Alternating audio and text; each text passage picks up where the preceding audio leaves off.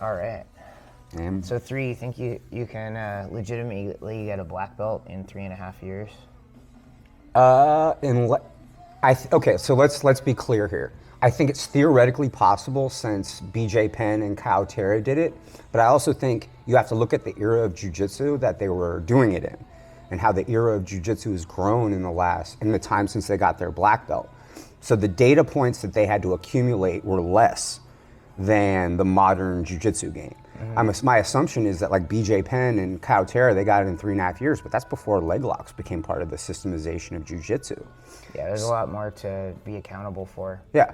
So, those guys who got those belts, I think BJ Penn got his belt in the mid-2000s. I don't know when Kyle Terra got promoted, but the data points that they had to be accountable for to represent a black belt were far less than the data points are now. Also, it kind of depends on like what your school is focused on and what like your coaches are interested in having you compete in, because they're going to be the ones that kind of determine whether they're going to award it, because it's their credibility on the line. Exactly. So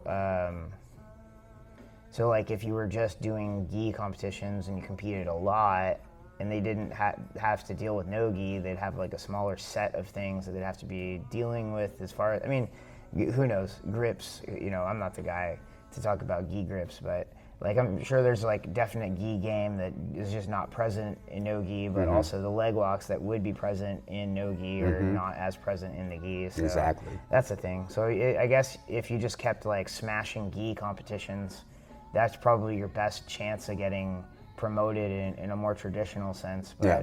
I think like the guys that are focused no gi, it's like there's a lot of guys out there that have been training for a long time and their coach wants them to like win like trials or place in ADCC trials, because that's kind of like the gold standard on the thing. Yeah.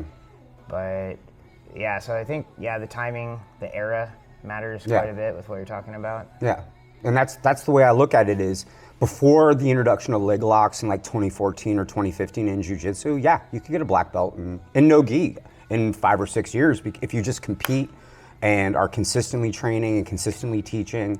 I think it's very possible.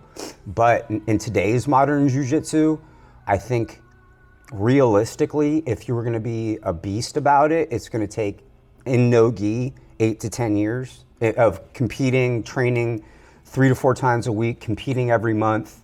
Hopefully, once you get to purple, you start teaching, because I do think as an instructor, you start to see jiu-jitsu differently. And I think that seeing it differently as an instructor helps you grow as a martial artist and as a jiu-jitsu practitioner. However, if you're just trained for 3.5 years, the odds of you being a competent instructor to others is pretty minimal. Especially, and I think for me, let's define what I believe a black belt represents. A black belt represents the ability to master yourself under stressful conditions and having the right reads and responses to it. And then also the ability to coach somebody to that level of self-mastery. So, and that's something I learned by training with you, is everything after blue belt is your relationship to the people around you and the ability to help them develop themselves to the highest level of being. Yeah, I mean, that's more of our gym. Like you're gonna go and find different academies that have different priorities and stuff with it, for sure. I mean, like the teaching part, like being able to help other people, personally, I feel like it's free reps, and it's like getting to work on problems that you're not attached to is like a big piece of it. So like if I'm like helping you with something, but maybe that thing came easily to me, it's still helping me understand that thing better.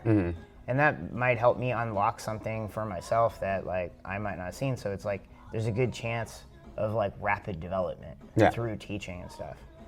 But yeah, like that practical skill is really important. So even if you're just a teacher, like it's good, but that doesn't necessarily make someone a high level jiu-jitsu practitioner yet.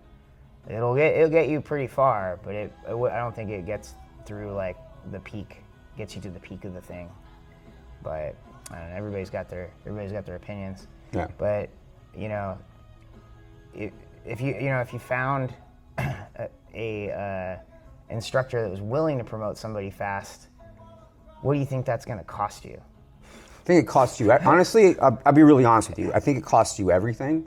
And I'm saying this as a person who's, and I think people who are in the space know who we're talking about, but the person who did the promotion is somebody who I actually had a relationship with. Like, I knew the guy, friends with the guy, did parties with the guy.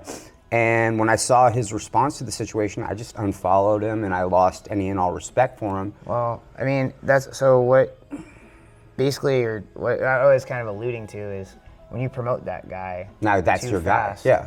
Well, now it calls into question everyone that you've ever promoted. Yeah, I agree. So it's a trip. What's the cost? I think this really comes down to is what is your integrity worth to you? Yeah. And whoever you will promote. Yeah. It's your whole thing. Yeah. So for me, the way I look at it is like this, like, and I try to be empathetic. My favorite. Wow. You two and Hillebrand. My favorite. We're doing a. I'm testing my audio equipment here. We're doing a test run podcast. Test podcast. Oh, If it's good, I'll post it. But whatever. The man, the myth, and the legend, Denny Prokopos is in the house.